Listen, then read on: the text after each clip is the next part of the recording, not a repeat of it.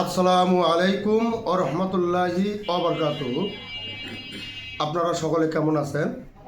তো বর্তমানে আমরা দেখতেছি যে প্রতিনিয়ত প্রতি জায়গায় ওয়াজ মাহফিল হচ্ছে, কিন্তু আমরা এই ওয়াজ মাহফিলে মন ভরতেছে না।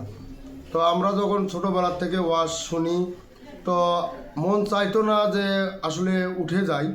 তো এখন বর্তমান পরিস্থিতি এমন হয়ে দাঁড়িয়েছে যে ওয়াজের ময়দানে গেলে এখন বক্তাগণ একদম রাজনৈতিক স্টেজ বানিয়ে ফেলেছেন।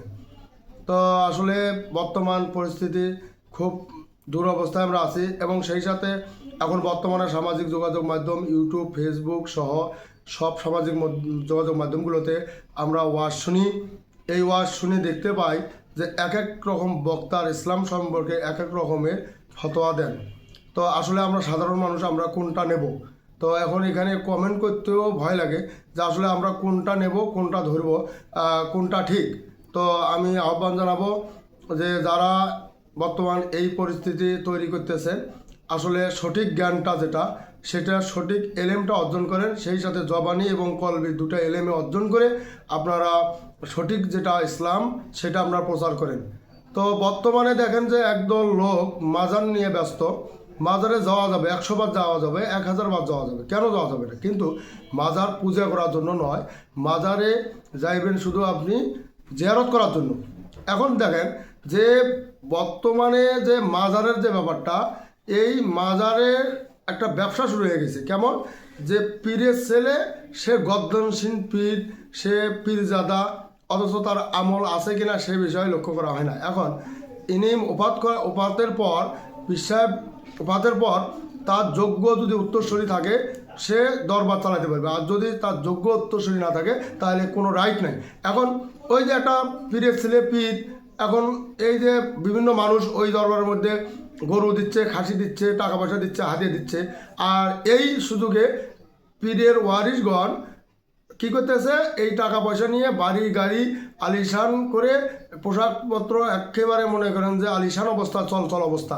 কিন্তু এইটা কখনো নয়। পীরের ছেলে যে পীর হবে এমন কোনো গ্যারান্টি নাই, এমন কোনো কিতাব নাই, এমন কোনো কিছু নাই। শিক্ষকের ছেলে শিক্ষক হবে তার কোনো কথা নয়।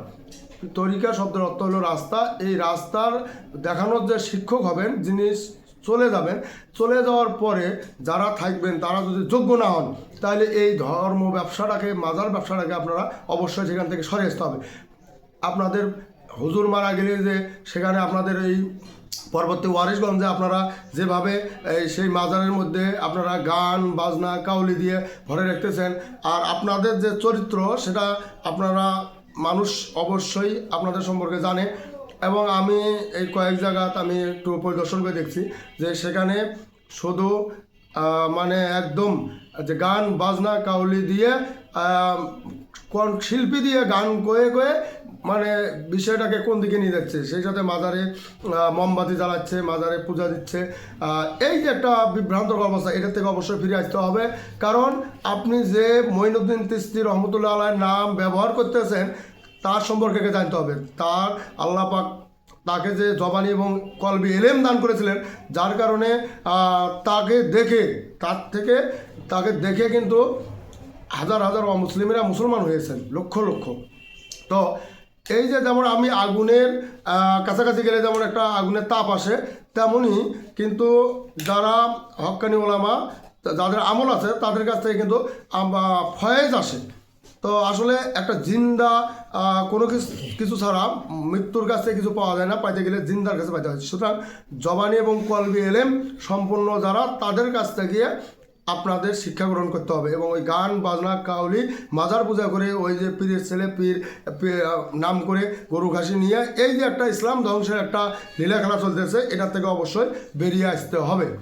তো আমি এখানে একটা সাজেস্ট করব, গুরুত্বপূর্ণ সাজেস্ট, যে আপনারা বর্তমান যে জামানায় যে শুরু হয়ে গেছে বিভিন্ন মাজার পূজার থেকে শুরু করে ওয়াজ মাহফিল, তবলিগ জামাতের মধ্যে নিজেদের মারামারি কাটাকাটি হানাহানি, এই প্রত্যেকটা দল আছে ইসলামের মধ্যে যেটা শুরু হয়ে গেছে, তাতে আমাদের ইমান বাঁচানো মুশকিল হয়েছে। আমি একটা জিনিস সাজেস্ট করব যে আপনাদের এত ওয়াজ শোনারও দরকার নাই, এত বক্তাদের এই যে উল্টাপাল্টা ওয়াজ শোনার দরকার নাই। আপনি আল্লাহকে ভয় করেন, আল্লাহর ভয় অন্তরে লালন করে আল্লাহর রাসূলকে ভালোবেসেন, ছেলে মেয়ে সব কিছু থেকে তাকে আর আল্লাহ রাসূলকে ভালোবাসেন, সেই সাথে তার যে সুন্নত আছে সব সুন্নতগুলো মানার চেষ্টা করেন, জীবন পরিবর্তন হবে।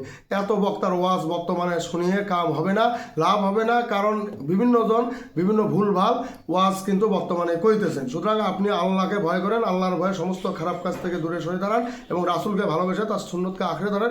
আপনার আর কোনো কিছু প্রয়োজন নেই। আপনি আপনার যোগ্যতা যাই থাকুক, ডিগ্রি থাকুক না থাকুক, আপনি যাই হোক না কেন, আপনি হলো ফিরে আসেন। তো আমি এখানে একটা বিষয় আমি বলতে চাই, আমার ওস্তাদ সবসময় বলতো, চুরি করো হারাম খাও তার জন্য জান্নাত।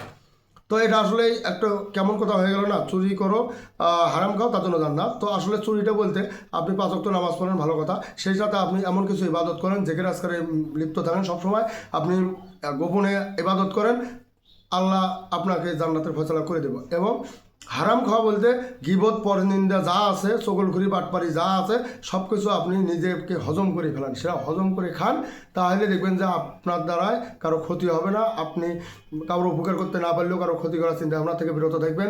আপনি আপনার সম্পর্কে মানুষ অত কিছু জানবে না, কিন্তু আল্লাহ পাক তিনি অন্তর্যামী, তিনি তো সব কিছু দেখেন, শোনেন, জানেন। তিনি আপনাকে যদি ভালোবাসেন তাতেই যথেষ্ট। সুতরাং চুরি করতে হবে, ইবাদত চুরি করে ইবাদত করেন, আর যা গীবত পরনিন্দা যা আছে সব কিছু নিজে হজম করে খান, তাহলে আপনার জন্য জান্নাত অবশ্যই ইনশাআল্লাহ। নইলে বর্তমান যে জামানায় শুরু হয়ে গেছে, এই জামানায় ইমান বাঁচানো অনেক কঠিন হয়ে দাঁড়িয়েছে। যেভাবে ওয়াজিনগণ তাদের ভুলভাল অনেকেই ফতোয়া দিচ্ছেন, বক্তব্য দিচ্ছেন, শুধু কোরআন থেকে দিচ্ছেন, হাদিসকে মানতেছেন না কেউ। এটা একদম মনে করেন যে হলো আমাদের সমাজের জন্য, আমাদের সাধারণ মানুষের জন্য খুব আসলে বোঝার যে একটা বিষয়, সেটা আমরা টাফ হয়ে পড়েছে। সুতরাং আমি সকলকে আহ্বান জানাবো, আমি ছোট মানুষ, অদম, তো আপনারা আপনাদের যে জায়গায় ভুল আছে, ভুল থেকে অবশ্যই ফিরে আসেন। আপনারা মাজান নিয়ে যে পড়ে আছেন, কাউলি গান নিয়ে পড়ে আছেন, আপনারা এখানে ভণ্ডামি যে করতেছেন, এই ভণ্ডামির থেকে ফিরে আসুন। হক্কানি ওলামা এদেশে আছে, আল্লাহর ওলি আছে, জিন্দা অল্পওয়ালা লোক মাসাইগণ এই দেশে আছেন। সুতরাং জবানি এবং কলবি এলেম সম্পূর্ণ যিনি, তার কাছে বায়াত গ্রহণ করে তওবা করে মাদার ব্যবসা থেকে বিরত হন। এবং অন্য অন্য যারা আছেন, যারা এটা সম্বন্ধে বোঝেন না, তারাও বোঝার চেষ্টা করবেন, পথ দরকার আছেই।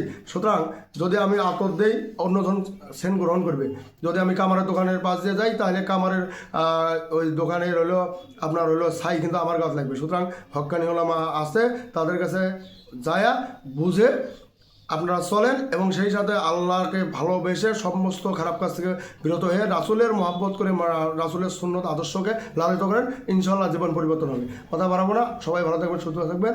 সকলের জন্য দোয়া চাই নিয়ে সকলে সুস্বাস্থ্য কামনা করে শেষ করছে। আসসালামু আলাইকুম ওয়া রাহমাতুল্লাহি ওয়া বারাকাতুহু।